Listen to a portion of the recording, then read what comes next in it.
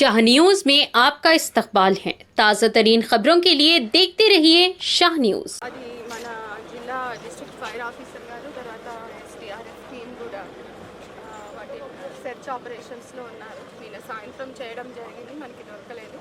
మళ్ళీ ఉదయం నుంచి కూడా వాళ్ళు ఈ సెర్చింగ్లోనే ఉన్నారు. అయితే ఇది సడన్గా జరిగింది, అంటే వర్షం వచ్చి సడన్గా ఓవర్ఫ్లో అయ్యి వాటర్ రావడం వల్ల అంటే వారికి హెచ్చరించినా కూడా వెళ్ళొద్దు, మీరు ఈరోజు ఇక్కడే ఉండి వెళ్ళండి అని చెప్పి ఊరి వాళ్ళు చెప్పినా కూడా వారు వినకుండా కొంత వెళ్ళడానికి ప్రయత్నించినట్టు తెలుస్తుంది.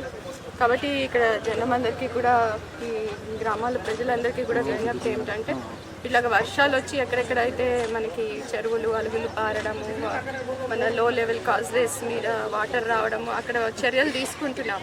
యాక్చువల్గా మన తహసీల్దార్ గారు, ఎంపీడీఓ గారు, మన గ్రామ పంచాయత్ సెక్రటరీస్ అందరూ కూడా వీటికి సంబంధించి ఇమీడియట్గా ఇలాంటి ప్లేసెస్లో బ్యారికేడింగ్ చేయడము, కొంత కంప వేసి ఎవరిని వెళ్లకుండా చేయడం, హెచ్చరించడం చేస్తున్నారు. కానీ ఇంకా కొంతమంది అంటే ఏమవుతుందిలే అన్న ధైర్యంతో ఇట్లాంటివి చేయడం జరుగుతుంది.